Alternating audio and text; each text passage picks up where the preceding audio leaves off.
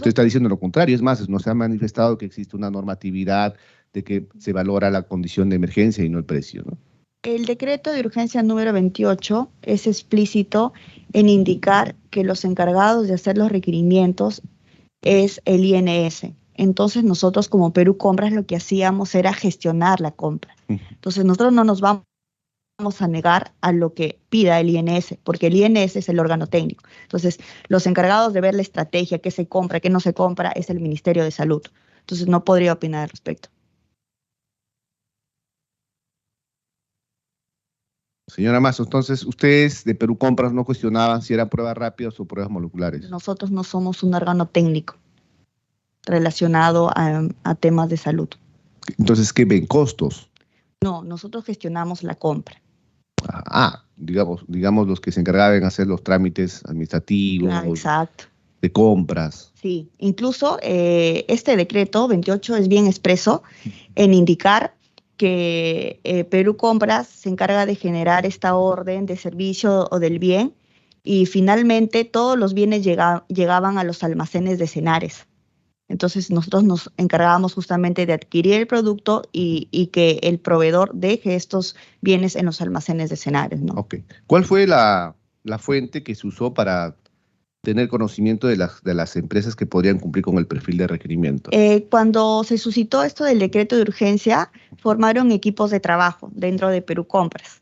Entonces había direcciones encargadas de hacer, como se dice, recopilar información de proveedores, de posibles proveedores, como la dirección de estandarización, la dirección de análisis de mercado, y recopilaron esa información de proveedores. Empezamos con 18 proveedores y luego fuimos avanzando y hemos tenido hasta más de 300 proveedores. Justo ahí quería hacer, bueno, la pregunta siguiente es la que voy a hacerle ahora. Mire, en el caso de la primera contratación de prueba rápida, se señaló que invitaron a más de 28 empresas a cotizar. Sin embargo, se tenía conocimiento que solo tres de estas empresas tenían el registro o autorización sanitaria que cumplía con las especificaciones técnicas. ¿Cuál era el propósito de invitar a mayores postores? Lo que se quería era, a pesar que estábamos en una situación de emergencia, lo que se quería era la mayor participación del mercado. Entonces, por eso es que se invitó a varios proveedores. Sin embargo, en la evaluación que ya hace el INS, solamente pocos cumplían en ese momento con las características técnicas. ¿Y usted tiene conocimiento por qué se optó en comprar pruebas rápidas y no moleculares? No lo sé. Yo soy contadora y abogada y mi función es gestionar las compras. Pero durante su estadía, usted no ahí está, como abogado, somos abogados. Si yo, abogado, veo un tema de contrataciones, indago por ahí qué es lo que ha sucedido, por qué se ha comprado esto. Es, creo que una labor de abogado diligente. ¿Usted no sabe por qué se han comprado pruebas de diagnóstico, de pruebas rápidas y no moleculares? No, justamente el presidente, el Estado peruano, a través de este decreto de urgencia, estableció las funciones de cada entidad. Entonces, la entidad que tenía que ver el tema de estrategias sanitarias, el tipo de compras que hacías, era justamente el Ministerio de Salud. Nosotros nos encargamos de gestionar la compra, vuelvo a repetir. O sea, usted hasta el momento no sabe. No. ¿Y quién autorizó a ustedes para que compren las pruebas rápidas? Primero, para que Perú Compras intervenga en estas compras fue mediante decreto de urgencia número 28, ¿no? Suscrito por el expresidente. Y quien determinaba qué se compraba, como le comento, era el Instituto Nacional de Salud. Y mediante esta resolución número 32, el jefe de Perú Compras establece que la Dirección de Compras Corporativas era la encargada de gestionar estas compras. Y yo pertenezco a la Dirección de Compras Corporativas. Entonces nosotros comprábamos todo aquello que el INS requería. Eso era. ¿Usted estuvo en la reunión del 18 de marzo realizado en el MEF?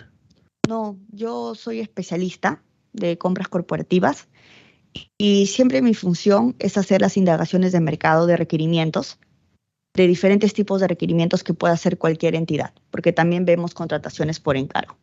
Entonces, a mí me llega el requerimiento y sobre eso yo comienzo a trabajar. ¿Qué podría decirnos usted respecto de las informaciones que salieron en algunos medios de comunicación? Que las compras adquiridas por el entonces gobierno de Martín Vizcarra es que se habrían comprado con un monto mucho más alto que usualmente estaba en el mercado. Estamos hablando de un ejemplo que le podría dar. En China costaba 2 millones y en el Perú se ha comprado 7 millones de dólares, perdón. Esa información que ha salido en los medios de comunicación y ustedes me acaban de decir de que veían costos en el mercado. ¿Qué tan real es esa información que habrían salido en estos medios de comunicación respecto a los costos? Bueno, no tengo mucho conocimiento sobre lo que dijeron en los medios de comunicación, pero sí tengo conocimiento que dentro de Perú Compras, la Dirección de Análisis de Mercado hizo un comparativo del precio de las pruebas rápidas adquiridas aquí en Perú versus otras pruebas en Sudamérica. Incluso después de esta sesión podría indagar ese tema con esa dirección, donde hacen un comparativo de las pruebas que han comprado a nivel mundial y a nivel de Sudamérica en ese momento. Y bueno, por lo que tenía conocimiento, el precio que se había comprado era un precio que estaba dentro del margen, ¿no? En la actualidad, ¿usted tiene investigaciones o procesos judiciales en curso? Tengo un proceso en fiscalía que hasta ahorita no ha tenido mayor avance. Ya me ha entrevistado el fiscal y no ha habido mayor avance sobre eso. ¿Cómo así que no ha habido mayor avance? O sea, porque solamente me llamaron a declarar una vez, que fue el año pasado, y después de eso ya no me han vuelto a llamar. Estamos hablando hace ya como 7 meses. ¿Tiene conocimiento si algún funcionario de Perú Compras asistió a la reunión del 18 de marzo del 2020? No tengo conocimiento. No tiene conocimiento. Bien. Agradecemos su participación, señora Mas Tejada. Consecuencia, tenemos la reserva de la posibilidad de convocarla las veces que sean necesarias para que nos pueda ayudar en el esclarecimiento de esta investigación. Yo estoy dispuesta a colaborar en lo que ustedes requieran. Siento que no nos está diciendo la verdad. Por eso ¿Cómo? que siento que no nos está diciendo la verdad en algunas preguntas que le hemos hecho. Se ha mostrado usted dubitativa. Pero aún así, reitero el agradecimiento. Es necesario que ustedes, los funcionarios, nos den versiones ciertas y puedan ayudarnos para desarrollar la presente investigación. Yo he dicho Muchas gracias. la verdad de todo lo que sé. Espero que sí. Gracias. Así es.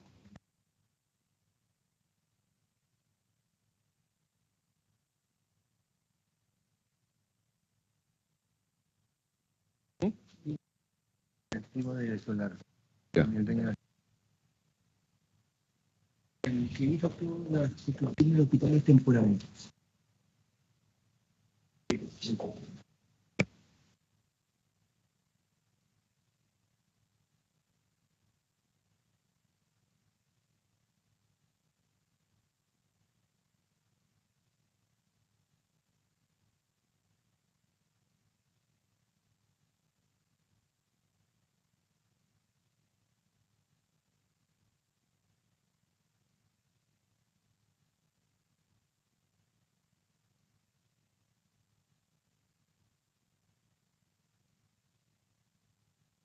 Señor secretario, de lectura del oficio con el cual se convoca al ciudadano Daniel Alonso Virne Labarte, exgerente general de Soluciones Estructurales S.A.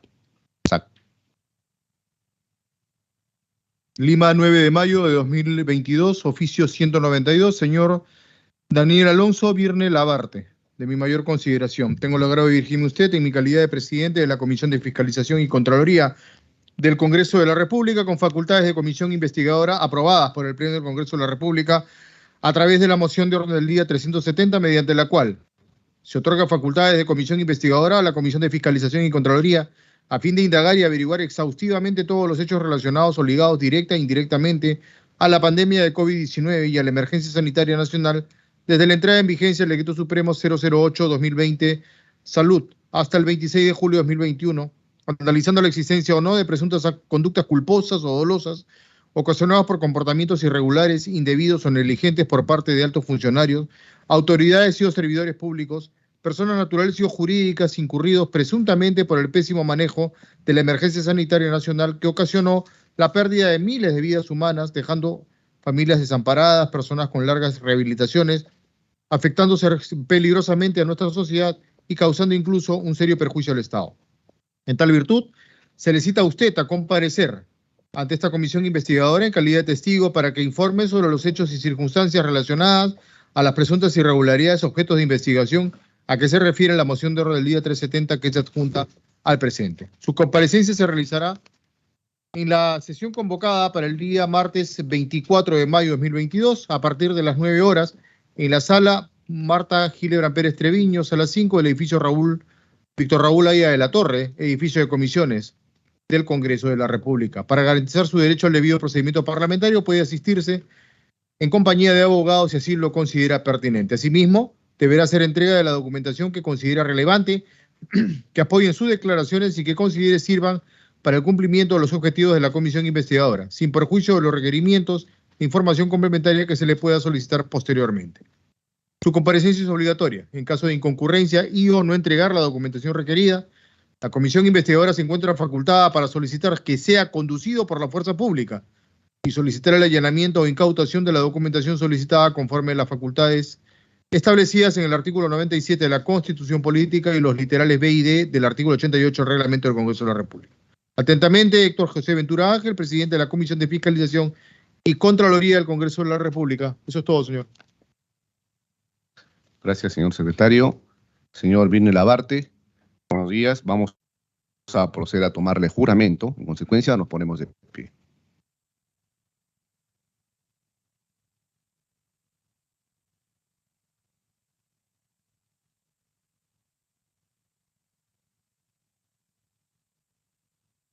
Señor Daniel Alonso Virne Labarte, juráis por Dios y por estos santos evangelios decir la verdad y solamente la verdad al declarar como testigo ante esta comisión investigadora y de igual manera responder las preguntas que le sean formuladas.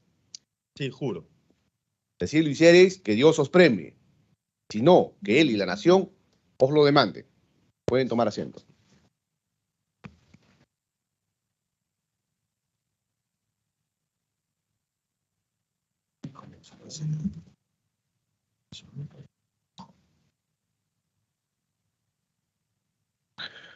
Señor Virne Labarte, para el registro correspondiente, si lo hace señalar su nombre y apellido completo, número de documento nacional de identidad, dirección domiciliaria, dirección procesal, número de su celular y correo electrónico. Tiene usted el uso de la palabra.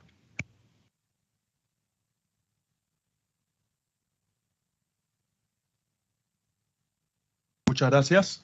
Mi nombre es Daniel Alonso Virne Labarte. Mi DNI es 40826887. La dirección es Las Acacias 110, departamento 201, la que figura en mi DNI. Y la dirección procesal es oficina ubicada en calle Basadre, número 489, oficina número 507, distrito de San Isidro, Lima. Y la dirección sería gmasa@chmblegal.com. Correcto. Usted viene acompañado con su abogado, por lo tanto, que el señor abogado indique sus generales de ley. Señor abogado. Buenos días a todos, buenos días, señor presidente, buenos días a los miembros de la comisión. Mi nombre es Gustavo Massa Belaunde, identificado con carnet del Colegio de Abogados del Callao 8171, teléfono celular 965-766-971, correo electrónico gmasa@hmblegal.com y domicilio procesal, oficina ubicada en calle Basadre, número 489, oficina 507, Distrito San Isidro. Correcto. Señor Birne Labarte, lo dejamos en el uso de la palabra para que pueda usted formular una declaración testimonial respecto de los hechos de conocimiento público, así como cualquier otra información que usted considere relevante manifestar en esta comisión. Tiene usted el uso de la palabra. Muchas gracias, señor presidente de la comisión. Al recibir la citación para la declaración del día de hoy, la moción del orden del día que dio origen a la misma, solicité se sirvan a señalar qué información y documentación necesitan de mi parte, ya que en la moción de orden del día se mencionan las vacunas y plantas de oxígeno, temas sobre los cuales no conozco. Sin embargo, no obtuve respuesta, razón por la cual quedo a disposición para las preguntas que consideren pertinentes realizar, ya que estoy dispuesto a colaborar en la totalidad de mis posibilidades con lo que necesiten.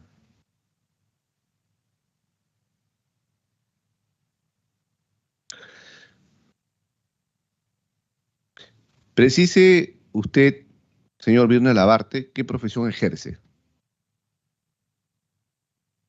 Yo soy administrador de empresas. Actualmente estoy en una etapa de recolocación laboral y no estoy ejerciendo ninguna función. ¿Puede precisarnos qué cargo desempeñaba en la empresa Soluciones Estructurales SAC? ¿Desde cuándo y bueno, cuáles eran sus funciones dentro de la empresa? Muchas gracias por la pregunta. El cargo que yo ocupaba era de gerente general de la empresa. El cargo ocupé desde el agosto del 2018 hasta enero del 2021 inclusive. Y las funciones son las funciones de un gerente general, que es dirigir la planificación estratégica del negocio, la dirección administrativa, financiera y comercial del mismo y reportar los estados de ganancias y pérdidas y los estados de resultados de manera periódica al directorio. Precise cuál era o cuál es el rubro comercial de la empresa Soluciones Estructurales SAC. ¿Desde cuánto se encuentra vigente e inscrita en los registros públicos? Sobre la especificación de registros públicos no tengo la información a la mano, sin embargo, sí puedo confirmar o señalar que la empresa se dedica a la construcción de espacios temporales desde hace más de 24 años. Es la empresa líder a nivel nacional en este rubro. Brevemente puede describirnos qué son espacios temporales, dijo usted. Sí, es conforme. Espacios temporales son llamados a los espacios en donde no hay una infraestructura establecida e indeterminada. Entonces, esta empresa tiene materiales y sistemas que son importados, tiene marcas alemanas y francesas que son para uso de definir y solucionar correctamente los espacios temporales para diferentes usos, ¿no? Estos sistemas son homologados y tienen todos los estándares a nivel internacional, todos los ISOs y todos los estándares europeos en cuanto a medio ambiente también. Y estos espacios en sus diferentes usos pueden usarse para centro de distribución, para almacenes, para hospitales, para hospitales de campañas, evidentemente, para salas de embarque. Este tipo de soluciones son las que están acreditadas. En el tiempo que usted ejercía funciones dentro de su empresa, ¿puede decirnos cuántas licitaciones o contrataciones tuvieron con otras entidades del Estado? ¿O es la única vez que ustedes contrataron para espacios temporales?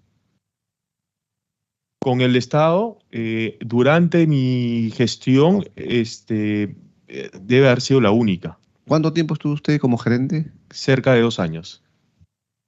Ya. Y durante su gestión fuera la única vez que contrató usted con el Estado. La empresa, correcto. Bueno, la empresa. Sí.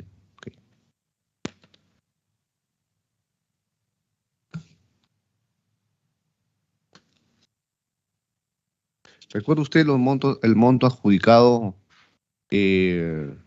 cuando ustedes ganaron la licitación con la entidad del Estado? El monto exactamente no lo recuerdo, sin embargo, fueron más de un proyecto que se hizo con la entidad.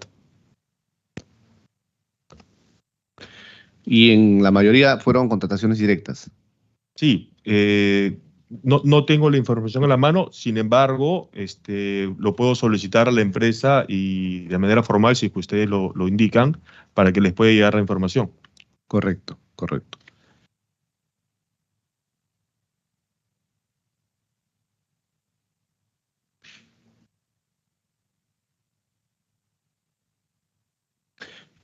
Las contrataciones realizadas por su empresa durante la gestión de la expresidenta de Salud, Fiorella Molinelli, ¿cómo contactaron a su empresa para las adjudicaciones directas?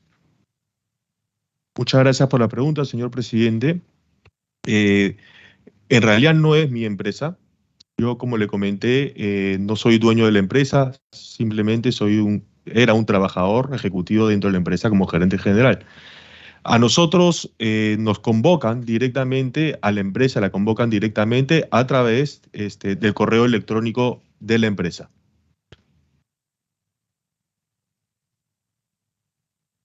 Al igual, para acotar, que a varios proveedores. ¿Usted tiene conocimiento si la empresa Soluciones Estructurales contrató con el PRONIS?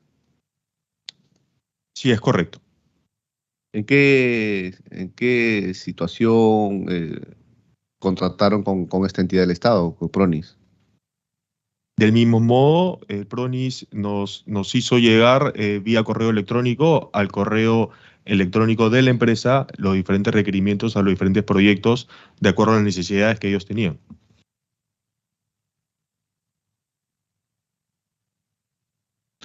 La empresa para la que usted trabajaba antes de las contrataciones adjudicadas con el Estado, estoy haciendo referencia en la época de pandemia, ¿cuál era la experiencia en servicio de alquiler de infraestructuras metálicas por parte de la empresa en la que usted trabajaba? Y un promedio de ventas, ¿qué promedio de ventas anuales tendría para entonces, cuando usted era el gerente de la empresa? Sí, muchas gracias por la pregunta. Como le decía, esta empresa Soluciones Estructurales tiene los sistemas y tiene la infraestructura para desarrollar este tipo de proyectos hace más de 25 años. Es líder a nivel nacional en este tipo de soluciones e industria. En cuanto a las ventas promedios anuales, me gustaría precisar con información que le puedo pedir a la empresa y hacérselas llegar directamente.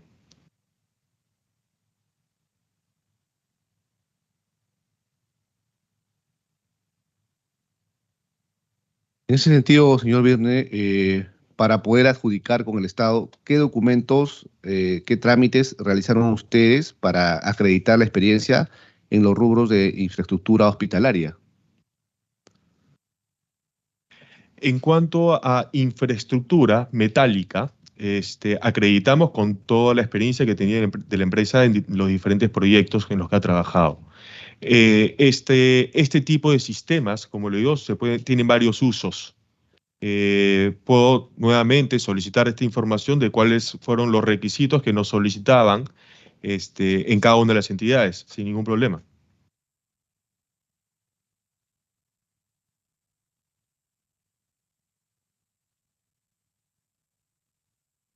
Se ha hecho una revisión en la página web de Contraloría General y se ha identificado que Contraloría General de la República emitió diferentes informes de control específico, 081, 100, 061, en las que concluyeron que a la empresa Soluciones Estructurales se ha beneficiado otorgándole conformidades sin que hubiese cumplido con los términos de referencia, sin aplicar penalidades o pagando en demasía por conceptos no estipulados en sus cotizaciones. Señor abogado, voy a pedirle que el invitado declare de manera espontánea, sea él quien pueda respondernos a su criterio, y usted, cuando vea que estamos nosotros tal vez perturbando, interrumpiendo sus derechos fundamentales, puede usted acudir. Gracias, señor abogado. Le decía, señor Virne, de que la empresa para la que usted trabajaba no cumplía, según el informe, con los parámetros establecidos para haber ganado esta licitación. ¿Qué tiene que decir usted respecto a ello? Respecto al informe, o sea, no solamente han sido uno, han sido varios informes emitidos por la Contraloría. Sobre los informes que habría emitido Contraloría, en realidad no tengo conocimiento de si es que nos han comunicado algún incumplimiento. La empresa definitivamente ha cumplido con todos los términos de referencias y con todas las ventanas horarias que nos podían para la ejecución de las diferentes obras. Estos informes no los conozco, no sé si es que nos los han hecho llegar a la empresa. En todo caso, si es que así fuese, quisiera que los envíen para poder responder adecuadamente. ¿Les envíe quién? Los informes. No, los informes están emitidos, pues seguramente ya, bueno, como usted ya no trabaja en la institución, seguramente ya... Seguramente... en la empresa.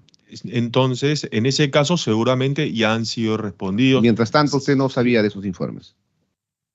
Lo que sé es que la empresa tenía todos los requisitos, entregó todas las obras en los tiempos establecidos y de acuerdo a los términos y referencias que emitían cada una de las entidades. Ok. ¿Quiénes son los accionistas de la empresa para la que usted trabajaba? Es Carlos Ángeles, Renzo Ángeles, es una empresa familiar de los señores Ángeles, y Mariana Ángeles. No estoy seguro de la composición interna, digamos, del accionariado de cada uno de ellos. Sin embargo, ellos son los accionistas de la empresa.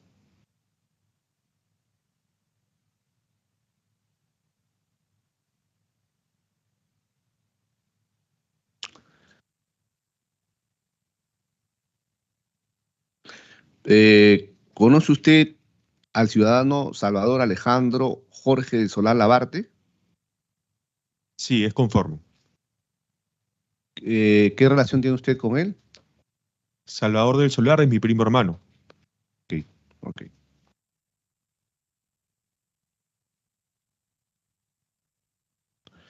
Existen notas periodísticas, señor Virne, que Soluciones Estructurales SAC ha sido la empresa que más contratos ha recibido de salud y MINSA para montar hospitales temporales durante la pandemia. En ese sentido, ¿usted puede precisarnos, de ser así, cómo se realizaban dichas adquisiciones?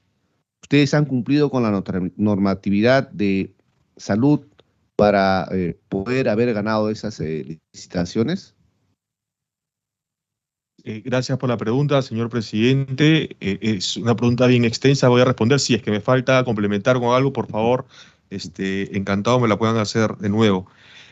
Como mencionaba, la empresa la empresa Soluciones Estructurales es la empresa más grande del Perú en cuanto a sistemas de infraestructura metálica, y esto a nivel nacional, con operaciones a nivel nacional. Esto acá debido a, primero, los activos o, digamos, todos los materiales que tienen a disposición en su stock, que es propiedad privada, es propiedad de la empresa, que los puso a disposición a los diferentes proyectos. Como también me he referido anteriormente, en esta misma reunión y en la reunión anterior, esta empresa ha licitado y ha competido con los diferentes proveedores a nivel nacional. Estos requisitos que nos han enviado, estos proyectos, los hicieron llegar las diferentes entidades, tanto el de salud como el MINSA a través del PRONIS, vía correo electrónico, donde nosotros participábamos y competíamos por lograr los diferentes proyectos a nivel nacional. ¿Usted puede recordar qué otras empresas concursaron con ustedes para ganar cuando ustedes ganaron las licitaciones? No, señor presidente, no estoy al tanto de los nombres de las empresas. Sin embargo, son más de 5, más de 6. Usted, podríamos preguntarle a la entidad cuál es su base de datos. Eso no lo conozco. Bueno, en la actualidad, ¿usted tiene investigaciones o procesos judiciales en curso? No. Ni investigaciones en sede fiscal ni procesos judiciales. No. Ok. ¿Alguna otra interrogante, señores congresistas?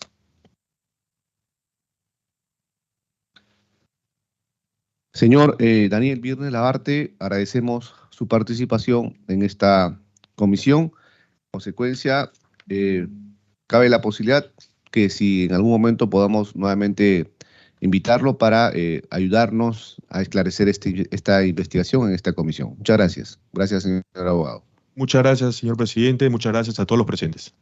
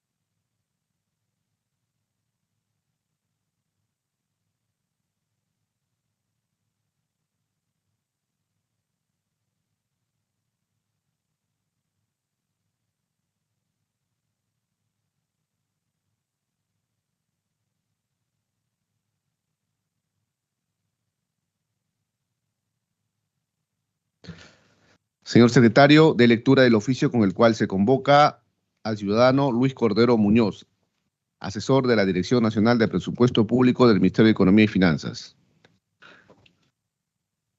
Con su venia, señor presidente, Lima, 9 de mayo de 2022, oficio 188, señor Luis Germán Cordero Muñoz, de nuestra consideración. Tengo el agrado de dirigirme a usted en mi calidad de presidente de la Comisión de Fiscalización y Contraloría del Congreso de la República, con facultades de comisión investigadora, aprobadas por el Pleno del Congreso de la República a través de la moción de orden del día 370, mediante la cual se otorga facultades de comisión investigadora a la Comisión de Fiscalización y Contraloría, a fin de indagar y averiguar exhaustivamente todos los hechos relacionados o ligados directa e indirectamente a la pandemia de COVID-19 y a la emergencia sanitaria nacional, desde la entrada en vigencia del Decreto Supremo 008-2020 Salud hasta el 26 de julio de 2021, analizando la existencia o no de presuntas conductas culposas o dolosas ocasionadas por comportamientos irregulares, indebidos o negligentes por parte de altos funcionarios, autoridades y o servidores públicos, personas naturales y jurídicas, incurridos presuntamente por el pésimo manejo de la emergencia sanitaria nacional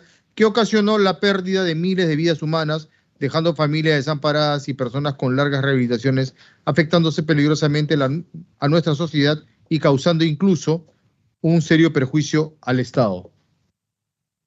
En tal virtud, se le cita a usted a comparecer ante esta comisión investigadora en calidad de testigo para que informe sobre los hechos o circunstancias relacionadas a las presuntas irregularidades objetos de investigación a que se refiere la moción de oralidad 370 que se adjunta al presente. Su comparecencia se realizará en la sesión convocada para el día martes 24 de mayo de 2022 a partir de las 9 horas en la sala Marta Gildebrand Pérez Treviño, sala 5 del edificio Víctor Raúl Aya de la Torre, edificio de comisiones del Congreso de la República. Para garantizar su derecho al debido procedimiento parlamentario, puede asistir en compañía de su abogado si así lo considera pertinente. Asimismo, deberá hacer entrega de la documentación que considere relevante, que apoye sus declaraciones y que considere sirvan para el cumplimiento de los objetivos de la comisión investigadora, sin perjuicio de los requerimientos de información complementaria que se le pueda solicitar posteriormente.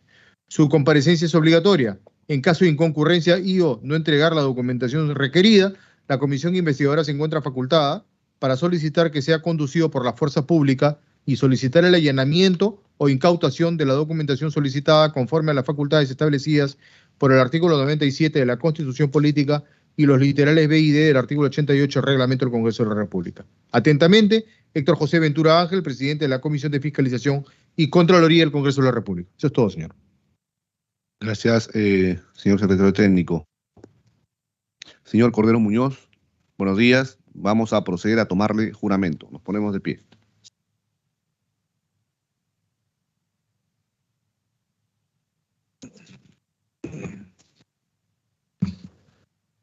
Señor Luis Cordero Muñoz, juráis por Dios y por estos santos evangelios decir la verdad y solamente la verdad al declarar como testigo ante esta comisión investigadora. Y de igual manera responder las preguntas que les sean formuladas. Si así lo hiciereis, que Dios os premie. Si no, que Él y la nación os lo demanden. Pueden tomar asiento.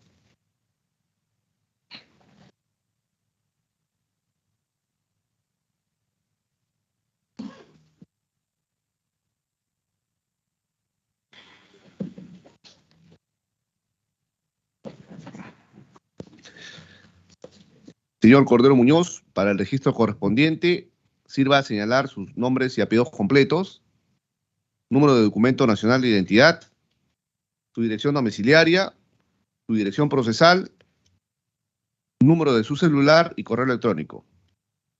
Mi nombre es Luis Germán Cordero Muñoz, DNI 072327783, domicilio es Martín Pizarro, 138 Surco, es la misma la dirección procesal, y el celular 950-87-50-96. Mi correo electrónico es luchocordero@gmail.com.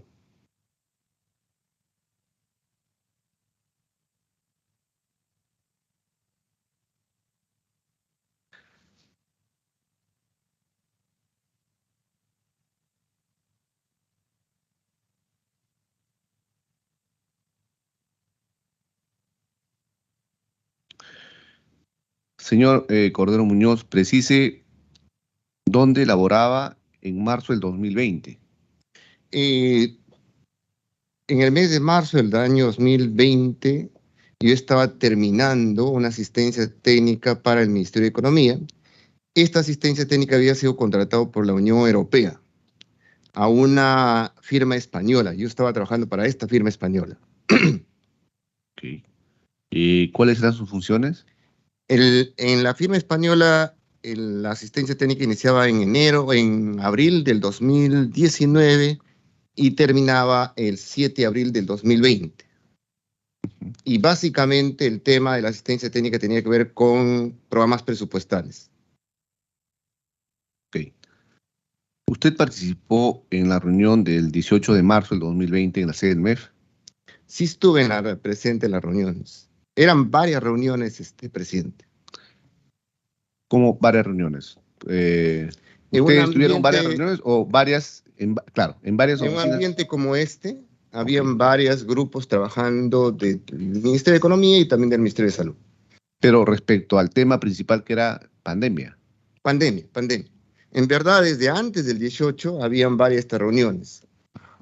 Antes, yo al equipo del Ministerio de Economía, porque ya estaba yo terminando mi consultoría, terminaba en abril, pero justo en el mes de marzo se había superpuesto el tema de la pandemia con la terminación de esta consultoría.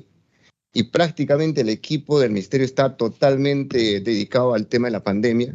Y en ese contexto es que también les expresé mi disposición para poder colaborar con ellos. Ciertamente el equipo de la Dirección de Presupuesto Público del Ministerio de Economía conocía de mi experiencia en diseñar programas, dimensionar programas para el área de salud. Correcto. ¿Y quién lo convoca a usted a esa reunión? En verdad no lo puedo precisar porque, como le decía, desde días anteriores me estaban convocando diferentes miembros del equipo del Ministerio de Economía en diferentes momentos para diferentes reuniones, ¿no? Me avisaba, me decía, hay una reunión, un ratito nos puedes acompañar, los acompañaba. Okay. También hay que mencionar, presidente, que en estas reuniones previas al día 18, yo personalmente debo haber comentado sobre la velocidad con la cual iba la pandemia, ¿no? Y dado esta velocidad, podría reproducir lo que había pasado en Wuhan. Esa era una de las apreciaciones que una y otra vez, probablemente yo lo he hecho al equipo del Ministerio de Economía, ¿no?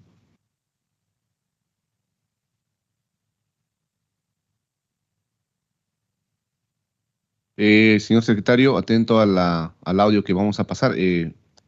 Señor, diga usted, existe una declaración del señor Manuel Loaiza Alarico en esta comisión de fecha 29 de marzo del 2022, quien señaló lo siguiente. ¿Tienen el audio, por favor? ¿Y usted tuvo participación en esa reunión? En esa reunión yo llegué ese día y estuvieron varias personas y al final no entré en la reunión y yo tuve una conversación con el doctor Cordero del MEF sobre el...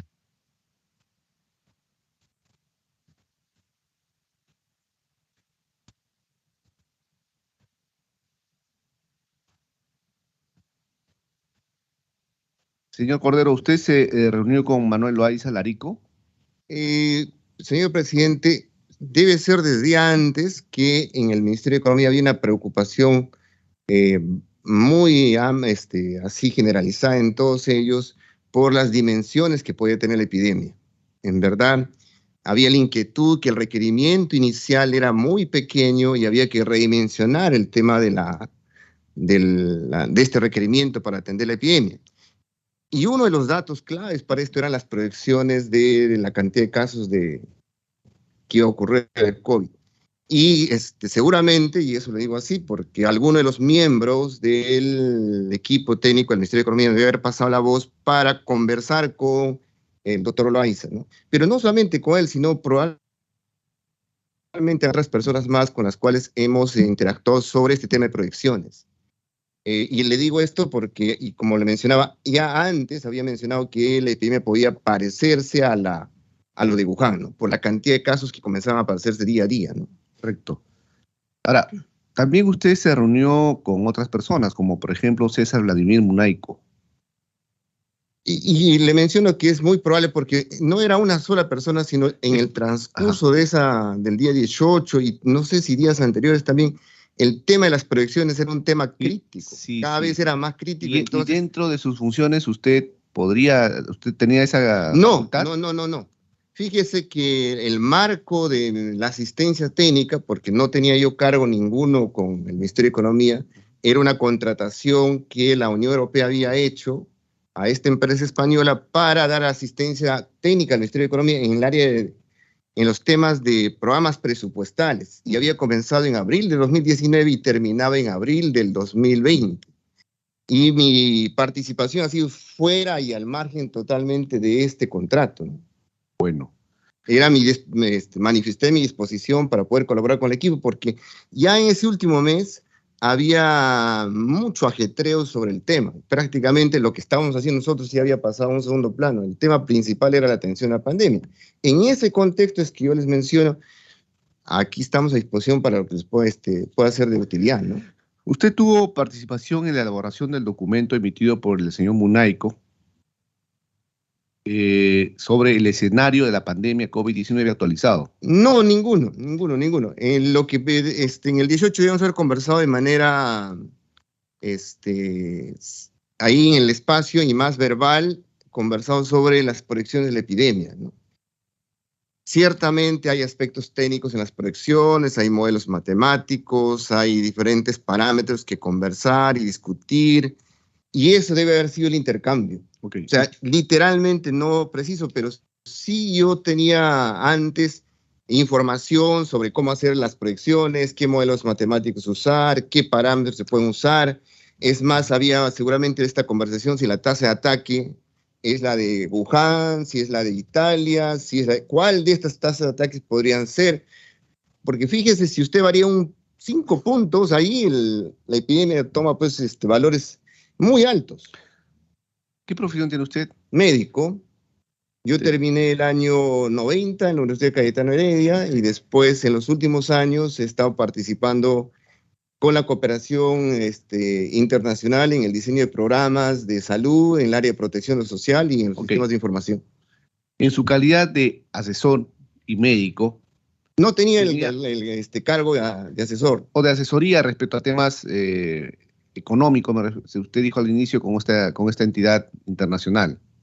No, con las entidades internacionales el contrato fue para diseño de programas presupuestales. Pero dentro del MEF. Como asistencia técnica al Ministerio de Economía, así es. Bueno, en la asistencia de programas de economía y como médico, tenía conocimiento de las normas legales de salud vigentes respecto a las pruebas de diagnóstico al momento de la reunión, en la que usted se reunía con Alarico y con otros funcionarios más.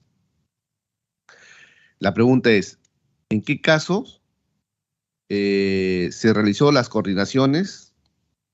¿Cómo se realizó las coordinaciones para la adquisición de pruebas rápidas? ¿Usted tenía conocimiento de esa decisión de comprar pruebas rápidas y no pruebas moleculares? No. ¿No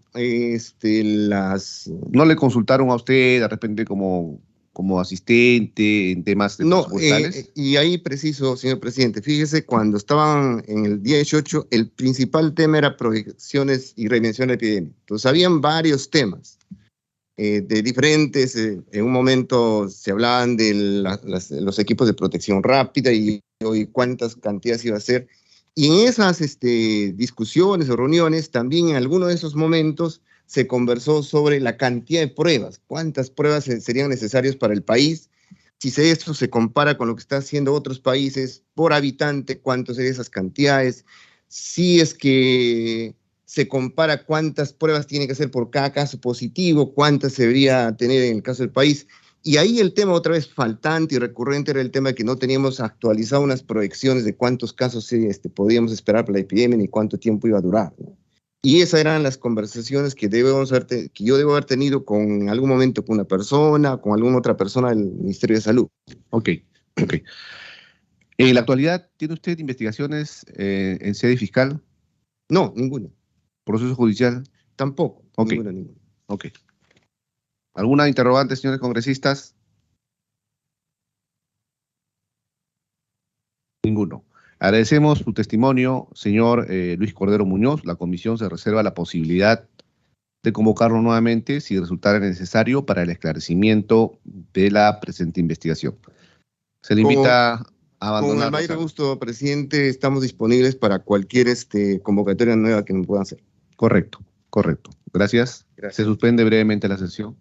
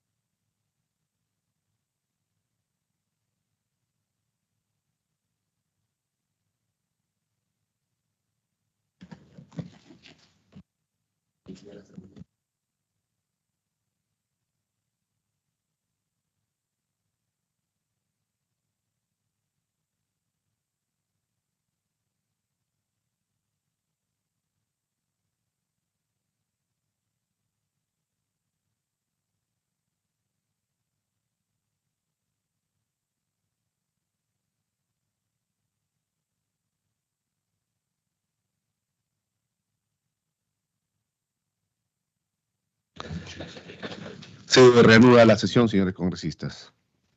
Señor secretario, de lectura del oficio con el cual se convoca al ciudadano Óscar Ugarte Ubillús, exministro de Salud.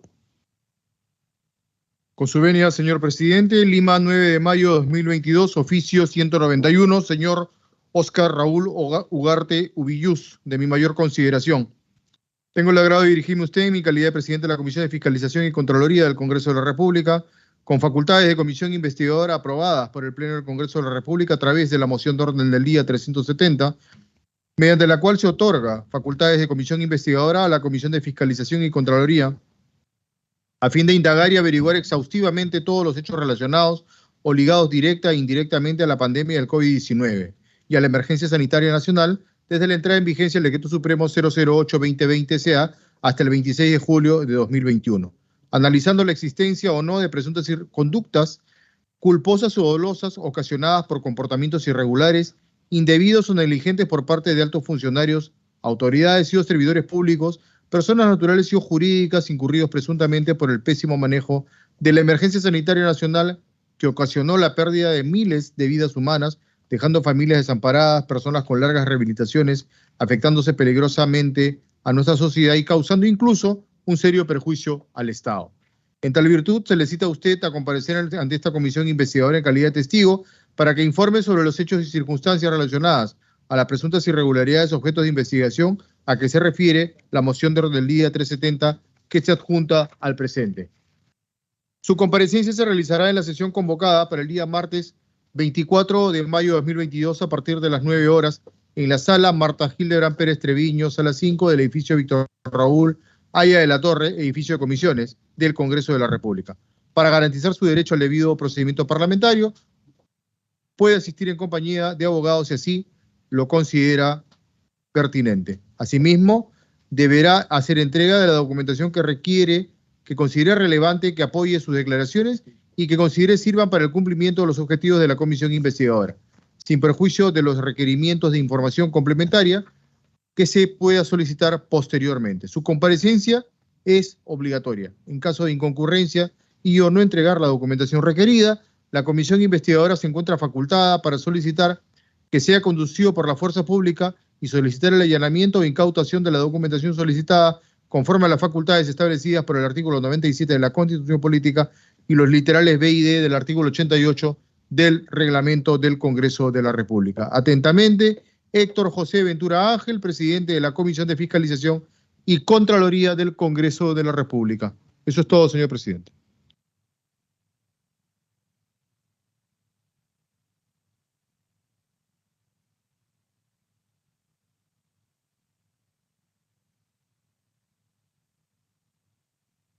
Señor Ugarte Ubius, buenos días. Vamos a proceder a tomarle juramento.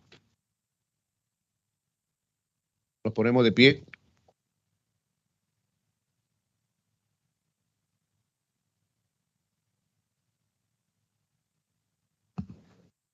Señor Ugarte, Óscar Raúl Ugarte Ubius, promete usted decir la verdad y solamente la verdad al declarar como testigo ante esta comisión investigadora y de igual manera responder las preguntas que les sean formuladas. Sí, prometo.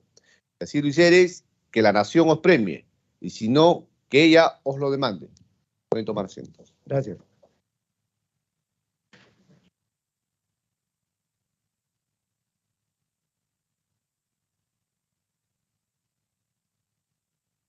Señor Ugarte Ubius, para el registro correspondiente, sírvase de señalar nombres y apellidos completos, número de documento nacional de identidad, su dirección domiciliaria, su dirección procesal, número de su celular y su correo electrónico. Mi nombre es Óscar Raúl Ugarte Ubius, soy médico de profesión. Mi DNI es 098-65747. Resido en la avenida San Borja Norte, 1603, departamento 501 en San Borja. Y mi teléfono celular es el 9966-80021. ¿Correo electrónico? Mi correo electrónico es ougarteu@gmail.com. Correcto.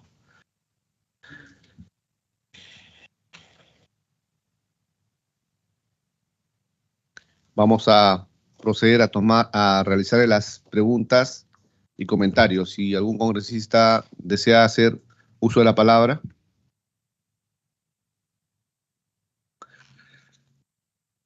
Señor Ugarte Ubius, precise cuál es su ocupación actual, qué profesión ejerce. Como he mencionado, soy médico, pero mi ocupación principal actualmente es ser docente de posgrado en 2 universidades del país. ¿En qué universidades? en la Universidad UPC, donde dicto 2 cursos en el MBA de Salud y otros 2 cursos en la Maestría de Gestión Pública, y en la Universidad César Vallejo, donde dicto otros 2 cursos en la Maestría de Gestión de Servicios de Salud.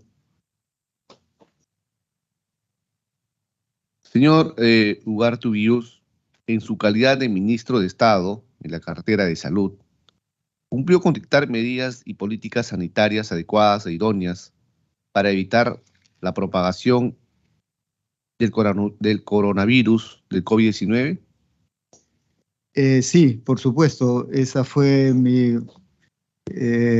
labor fundamental en los 5 meses y medio que estuve de ministro, desde el 13 de febrero del 2021 hasta el 28 de julio del mismo año.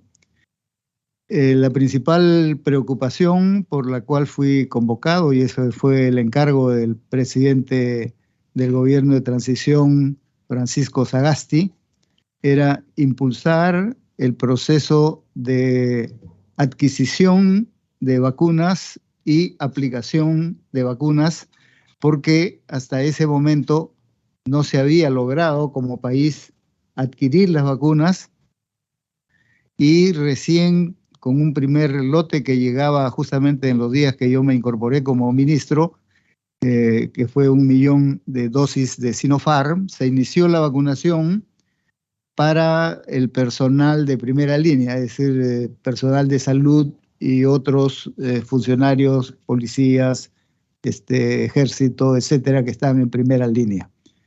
Esa función la hemos desarrollado con mucho ahínco y en un trabajo colectivo del gobierno presidido por el señor Sagasti, y logramos rápidamente, a través de un trabajo muy cercano con la propia Presidencia de la República, la PCM, el Ministerio de Relaciones Exteriores y el Ministerio de Economía, logramos suscribir convenios importantes con diversos laboratorios, y en el periodo que he mencionado, desde febrero hasta julio, se concretaron contratos por 98 millones de dosis de vacunas,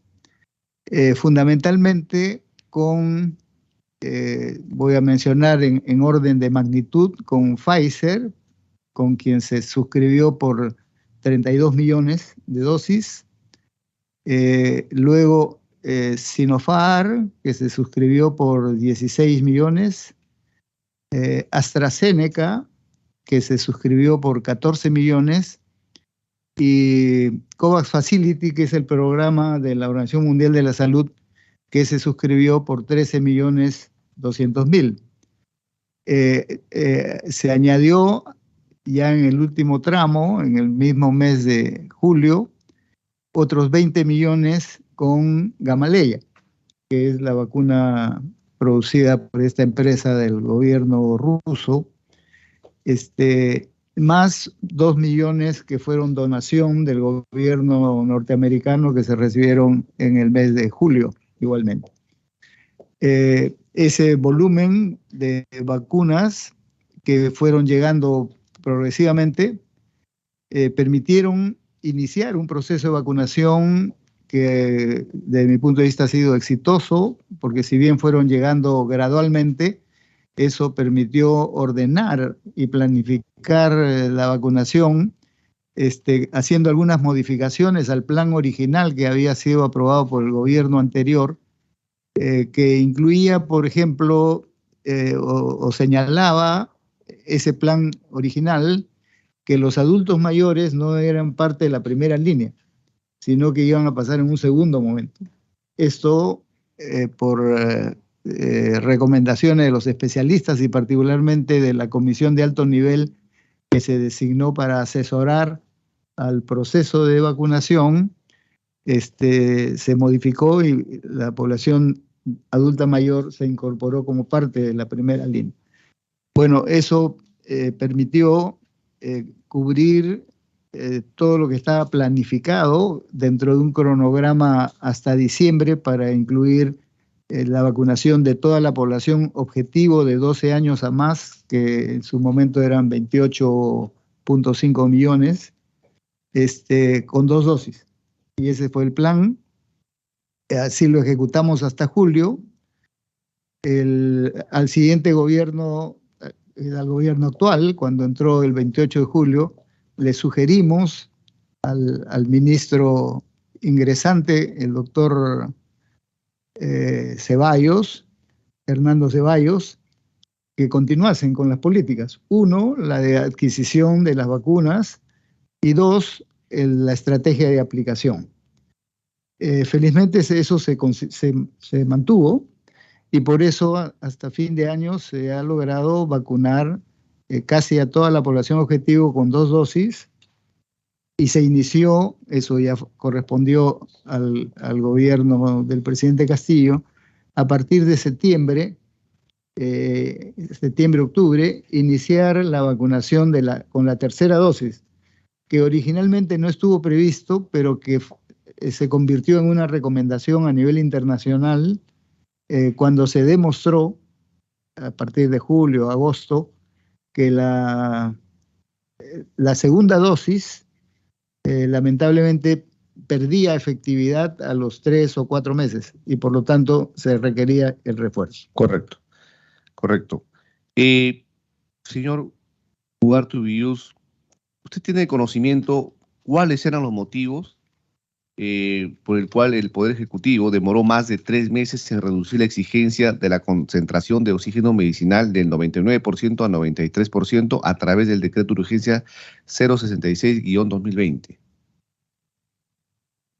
Yo no estaba en el gobierno en ese momento, pero sí he conocido que hubo esta disposición que, a la luz de nuevas orientaciones, tanto por la Organización Mundial de la Salud y organismos científicos, se podía utilizar también el oxígeno de 93%. Uh-huh.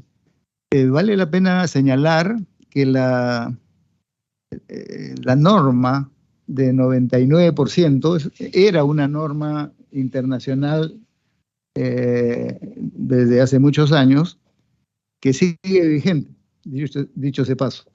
La modificación que incorpora primero este decreto de urgencia, digamos, creo que ha sido junio, me parece, o mayo o junio del año 2020, el oxígeno de 93%, no elimina la adquisición del oxígeno de 99%, porque todos los informes técnicos, y eso es demostrable, siguen reconociendo que el oxígeno del 93% es mucho mejor, es más puro para pacientes, pero lo nuevo, digamos, que se incorporó en los últimos años y con mayor razón durante la pandemia, es que en ausencia o en carencia del oxígeno del 99% se podía usar hasta oxígeno de 93%.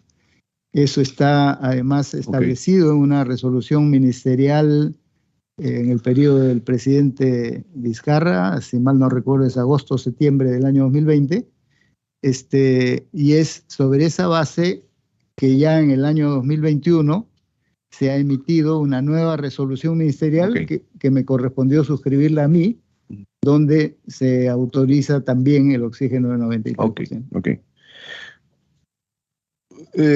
Bueno, como es sabido, muchos proveedores y empresas vendían los balones de oxígeno a precios sobrevalorados, ¿no? Los mismos que habían permitido que funcionarios de gobiernos locales y regionales adquieran balones de oxígeno favoreciendo a determinadas empresas, ¿no? Seguramente está también en materia de investigación. Desde su cartera, ¿qué acciones tomó para poder mediar contra esos actos irregulares? Bueno, desde que asumimos la cartera en febrero del año pasado, se desarrolló una estrategia para evitar la especulación y, por lo tanto, favorecer la llegada del oxígeno que en ese momento circulaba en proporciones suficientes para que se pueda atender la demanda. Esto, por ejemplo, incluía coordinaciones directamente con los gobiernos locales para intervenir los proveedores y la Policía Nacional para ese mismo fin. Sin embargo, hay que tener presente que en el momento que asumimos esta responsabilidad, como digo, febrero, fue el momento en que se estaba expandiendo lo que se ha denominado la segunda ola, que empezó, digamos, a fines de diciembre de 2020 y se prolongó enero, febrero, marzo, pero la realidad es que en el momento en que asumimos los datos de enero, el déficit de oxígeno entre el oxígeno que se produce y las necesidades era 110 toneladas diarias. Pero, disculpe que lo interrumpa, Sí. pero administrativamente y legalmente, ¿qué acciones tomaron ustedes respecto a esos hechos irregulares? Bueno, se desarrollaron varias acciones dentro de esa estrategia de proveer de oxígeno en mayor cantidad, porque uno era cómo se comercializa el oxígeno que había, pero que era insuficiente porque estoy señalando este déficit de 110 toneladas diarias. Sí, pero la pregunta era sobre la sobrevaloración que algunos proveedores o algunas empresas habrían dado a los balones de oxígeno y que algunas entidades del Estado, de manera irregular, habrían favorecido a determinadas empresas. Entonces, la pregunta es concreta. ¿Ustedes qué acciones tomaron? Acciones legales, por supuesto, frente a estos hechos irregulares. ¿Ustedes presentaron denuncias o son meramente cuestiones administrativas?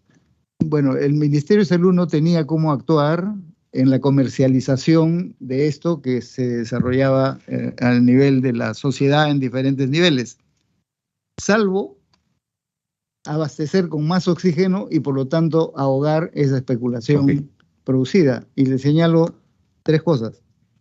Uno, se importó oxígeno. Hay una compra de 1.000 toneladas que se aplicó entre esos meses hasta julio. Se recibió donaciones, pero más importante que eso es, se compró plantas de oxígeno. Cuando el gobierno del presidente Sagasti asume funciones, había más o menos unas 70, 80 plantas de oxígeno en el país. Nosotros hemos dejado hasta con 400 plantas de oxígeno. Y eso revirtió el déficit y a partir de abril se redujo el déficit y a partir de mayo ya no había déficit de oxígeno, sino superávit, que es lo que se mantiene hasta la actualidad. Bueno, vamos a pasar un audio de la declaración de la exministra Pilar Mazzetti y luego queremos escuchar su opinión. Surgió la oportunidad de poder trabajar con otra entidad del Estado, la Universidad Nacional de Ingeniería, nos presentó una propuesta muy interesante para fabricar plantas de oxígeno y además, mientras las iban fabricando, ir a los establecimientos y evaluar las condiciones, si tenían plataformas, si tenían tuberías, si tenían sistemas de seguridad. ¿Okay? Esto empezó muy bien siendo los dos entidades del Estado y inclusive se hizo la primera transferencia a la UNI para que pudiera manejar todo esto. Sin embargo, a lo largo del mes de noviembre y de diciembre, en realidad el Ministerio de Salud se percató de que la UNI no estaba pudiendo avanzar de acuerdo ellos habían enviaron otro cronograma, tampoco podían cumplir y finalmente, hacia el 27 de enero, se llegó a la conclusión de que no había un cumplimiento adecuado de la Universidad Nacional de Ingeniería. A partir de ese momento han seguido una serie de trámites que el doctor Ugarte podrá explicarles en más detalle porque él ya se encargó, que tienen que ver con, si no me equivoco, una conciliación y una nueva propuesta, ¿no? Tendrían ustedes que ver con el doctor Ugarte más o menos en qué ha terminado todo esto y también me parece...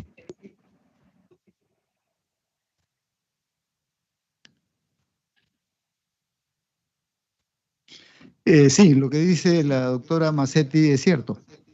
Esa gestión se inició en el periodo anterior, dentro de esa estrategia de adquirir plantas de oxígeno para poder cubrir ese déficit al cual ya hice referencia.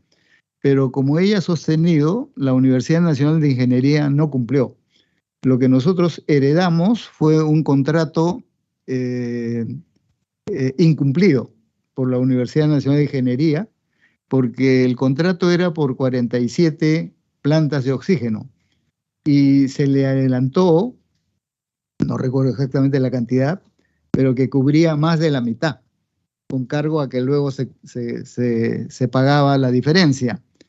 Pero la universidad no cumplió y por lo tanto, por más que se le requirió que cumpliese, no lo hizo, ofreció ampliar, no lo cumplió tampoco, y por eso se decidió rescindir el contrato con la universidad, y para lo cual se abrió un proceso de trato directo que primero no aceptaron, luego sí aceptaron, y finalmente el cumplimiento ha sido solo muy parcial. Menos de la mitad de plantas han sido entregadas hasta marzo, abril. Eso nos llevó a que se hiciese una compra especial por parte del Estado y se le encargó al programa Legado, que tenía más facilidades de compra, la compra de otras 20 plantas para cubrir el déficit. Esas 20 plantas han llegado ya en los meses de mayo, junio, julio, incluso se siguieron llegando a agosto. El presidente Castillo ha inaugurado, por ejemplo, una de esas plantas que se envió a Pacasmayo. Con eso, más otras plantas que fueron compradas por el Ministerio de Salud, por los gobiernos regionales, por las municipalidades y donaciones de la empresa privada y particularmente de este programa Respira Perú, que promovió la Iglesia, es que se logró cubrir ese déficit. Durante su mandato, ¿con qué laboratorio realizó las las adquisiciones de vacunas? Como he mencionado, ha sido con Pfizer, con Sinopharm, con AstraZeneca, con Gamaleya y con COVAX Facility, que no es un laboratorio, sino es un fondo de la Organización Mundial de la Salud que recibe vacunas de diversos laboratorios. Ok. Durante su gestión, ¿usted recibió donaciones de vacunas de otros países? La única donación que se recibió en ese periodo fue, lo mencioné también al inicio, 2 millones de dosis del gobierno norteamericano. Ok. Señor Ugarte, en la actualidad usted tiene investigaciones pendientes. ¿Perdón? ¿Tiene usted investigaciones pendientes en la actualidad? ¿Investigaciones en sede fiscal? Por la gestión en el ministerio como ministro de Salud, no. Sí tengo una en Fiscalía de cuando fui gerente central de operaciones en eSalud, que es un tema sobre el cual ya respondimos administrativamente, sin embargo ha sido planteado a nivel de Fiscalía y estamos en ese proceso donde vamos a demostrar que ahí no hubo ninguna irregularidad. Ok. Agradecemos su testimonio, señor Ugarte Ubiús. La comisión se reserva la posibilidad de convocarlo nuevamente si resultara necesario para el esclarecimiento de las investigaciones. Se le invita a abandonar la sala de sesiones, para el cual se suspende brevemente la sesión. Muchas gracias. Muchas gracias a usted.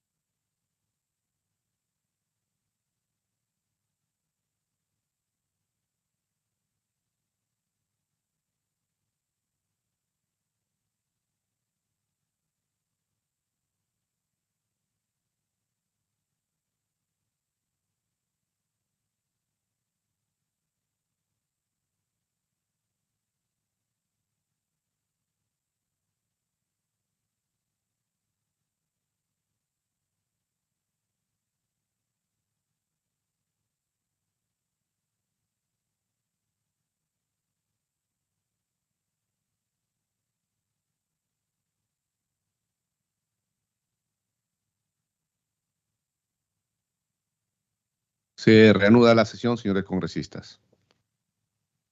Señor secretario, dé cuenta de la citación formulada a la ciudadana Fiorella Yanina Molinelli Aristondo, expresidenta ejecutiva del Seguro Social de Salud. Con su venia, señor presidente, la señora Fiorella Molinelli Aristondo ha sido debidamente notificada en su domicilio legal y el día 19 de mayo se ha dirigido a la comisión solicitando que sea recibida su declaración de manera virtual por encontrarse fuera de la ciudad de Lima. Eso es todo, señor presidente. La señora Molinelli Aristondo tiene la obligación de presentarse ante esta comisión y responder todas las interrogantes que tengan los parlamentarios. En ese sentido, se citará para un nuevo día y fecha a la ciudadana Fiorella Yanina Molinelli Aristondo, a fin que acuda presencialmente a esta comisión. Dicha citación, de conformidad con el artículo 97 de nuestra Constitución y el literal D del artículo 88 del Reglamento del Congreso, se hará bajo apercibimiento de ser conducida por la fuerza pública. Señores congresistas, a fin de avanzar en nuestro trabajo de investigación, resulta necesario aprobar la variación de testigos a la condición de investigados, conforme a las normas reglamentarias. Para estos efectos, vamos a pasar a sesión reservada.